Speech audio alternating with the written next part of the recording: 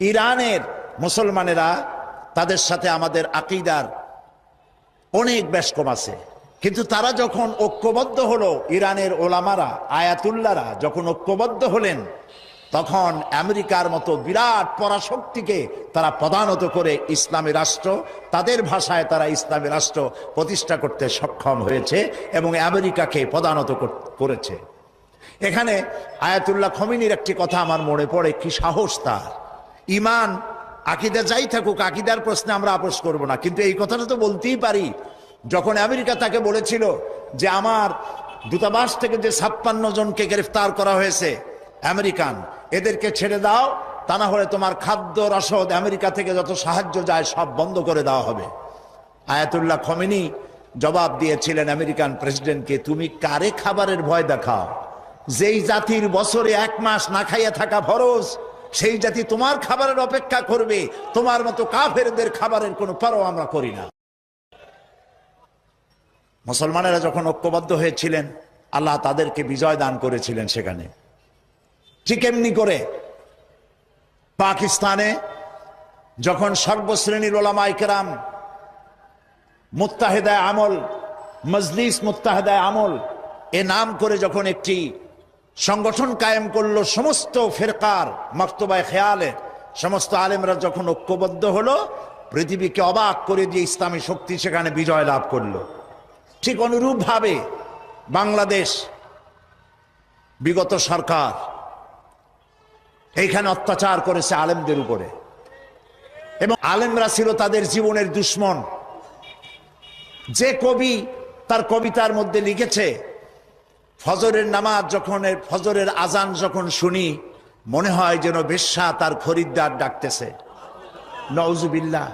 ইতিহাস সাক্ষী, সেই ব্রিটিশ খেদাও আন্দোলন থেকে শুরু করে 2001 সালের 1 অক্টোবরের নির্বাচন পর্যন্ত ওলামারা যেখানেই ঐক্যবদ্ধ হয়েছে সেখানেই বিজয় এসেছে। আমরা লক্ষ্য করে দেখেছি, আফগানিস্তান যুদ্ধ করলো রাশিয়ার সাথে। এটি একটি অসম যুদ্ধ ছিল। আমার ভাষা, আমি তখন বলতাম যে যুদ্ধ হচ্ছে নবজাতক শিশুর সঙ্গে সিন্দাবাদের বিরাট দৈত্যের সাথে। ওদের মডার্ন অস্ত্রপাতি আর আফগান মুজাহিদদের কাছে হলো নূহ আলাইহিস সালামের জামানায় বন্যায় ভিজানো গাদা বন্দুক। এই দিয়ে তারা লড়লেন।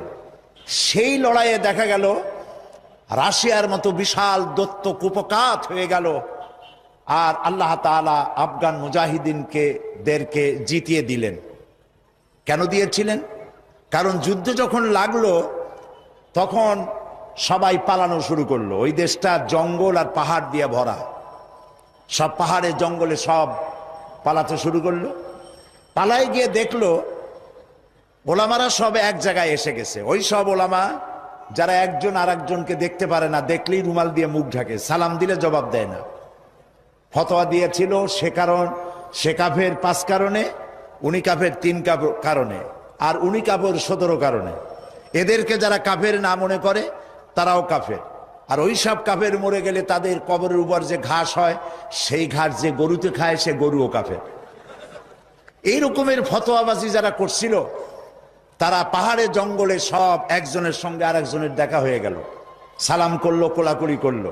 ব্যাপারটা ছিল এরকম, একজন বলছিল যে আমার ছেলেরা গেল মামু বাড়ি, মেয়েরা গেল নানা বাড়ি, বউ গেল তার বাপের বাড়ি, আমি গেলাম আমার শ্বশুর বাড়ি, যাই দেখি আমরা সব এক জায়গায়।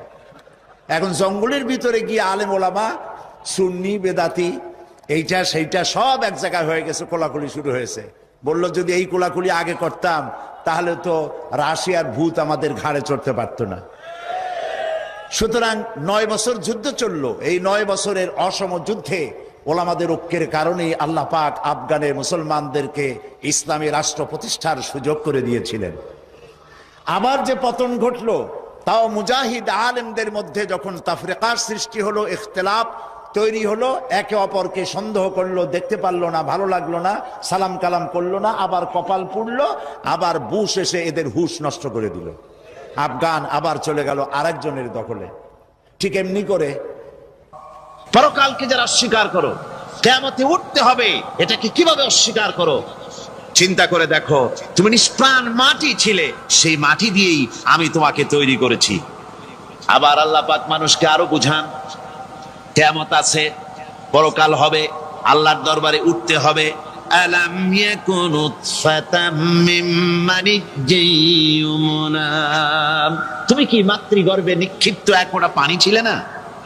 সুম্মা কানা আলাকাতান ফাখালাকা ফাসাওয়া, এরপরে তোমাকে মাংসপিণ্ডে, জমাট রক্তে মাংসপিণ্ডে পরিণত করা হলো, এরপরে তোমাকে সুন্দর করে তোমাকে সুগঠিত করা হলো।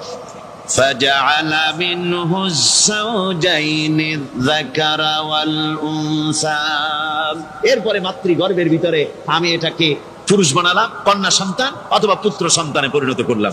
এইটা যে পেরেছে, যিনি পেরেছেন, আলাইসা যালিকা বিকাদিরিন আলা আইয়ুহিয়াল মাউতা, সে আল্লাহর পক্ষে কি সম্ভব নয় যে তোমার মৃত্যুর পরে তিনি আবার জিন্দা করতে পারবেন? কি বলবেন, কি বলেন, সম্ভব না? তিনি পারবেন না? নিশ্চয়ই তিনি আবার কিয়ামতের মাঠে আমাদেরকে হাজির করতে পারবেন, এতে কোনো সন্দেহ। সেই জন্য এখানে বলতেছেন যে ওরা বাল কাযযাবু বিসসাম, ওরা আসলেই পরকালকে অস্বীকার করেছে। আপনি যে নবী, এতে কোনো সন্দেহ নাই। আপনি খানা খান, আপনি বাজারে যান, এটাই মূল আপত্তির বিষয় না। মূল কথা হলো তারা পরকালকে অস্বীকার করেছে। আল্লাহ পাক বলেন, وأن الساعة آتية لا ريب فيها, অবশ্যই সে সময় আসবে, সে কিয়ামত আসবেই, এতে কোনো সন্দেহ নাই। وأن الله يبعث من في القبور, আর আল্লাহ পাক তিনি কবরের মধ্যে অন্তর্হিত যা কিছু আছে সবাইকে কিয়ামতের দিন আল্লাহ পাক ময়দানে উঠাবেন। কিয়ামতে আল্লাহর দরবারে সকলকে হাজির হতে হবে। আমার বন্ধুগণ, আল্লাহ পাক বলেন, ওয়ালাকাদ খালাকনাল ইনসানা মিন সুলালাতিন মিন তিন, লক্ষ্য করো, তুমি ছিলে মাটির নির্যাস থেকে তোমাকে তৈরি করা হয়েছে। শুধু মাটির নির্যাস থেকে তোমাকে কোনো মডেল ছাড়া, কোনো ধরনের আদর্শ ছাড়া, কোনো ধরনের নমুনা ছাড়া তোমাকে সৃষ্টি করা হলো। সুম্মা জাআলনাহু নুতফাতান ফি কারারিম মাকিন, এরপরে মাতৃগর্ভের একটা অত্যন্ত সুরক্ষিত জায়গায় তোমাকে সংরক্ষণ করা হয়েছিল। সুম্মা খালাকনান নুতফাতা আলাকাতান ফাখালাকনাল আলাকাতা মুদগা, রক্তপিণ্ডকে, নাপাক পানিকে জমাট রক্ত করেছি, জমাট রক্তকে আমি আবার গোশত পিণ্ডে পরিণত করেছি। ফাকাসাউনাল ইযামা লাহমা, এরপরে সুন্দর করে চামড়া দিয়া, গোশত দিয়ে একটা আকৃতি তোমাকে দান করেছি।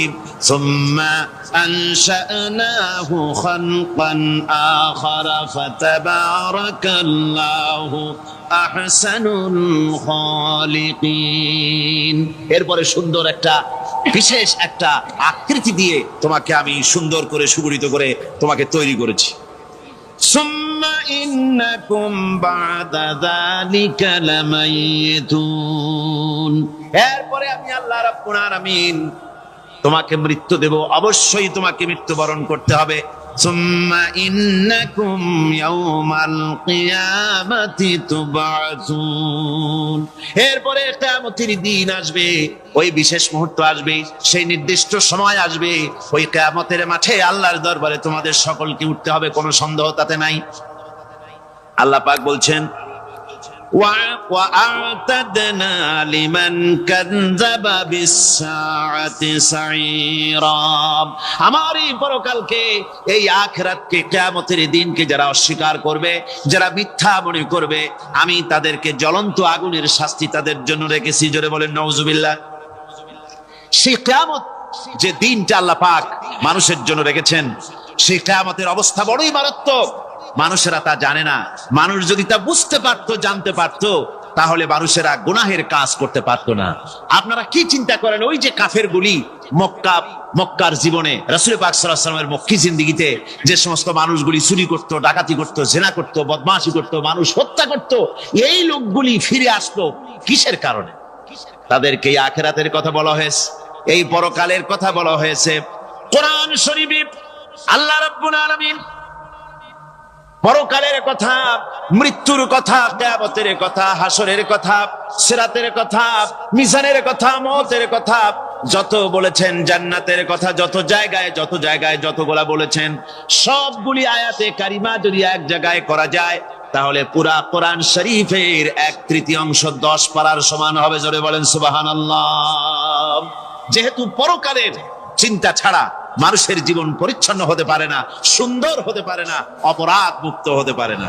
আল্লাহ পাক বলেন সেই দিনটি বড়ই ভয়ানক, বিপজ্জনক। ওই দিনটির ব্যাপারে আল্লাহ পাক তার বান্দাদেরকে সতর্ক করে দিয়েছেন, বান্দারা সতর্ক হয়ে যাও।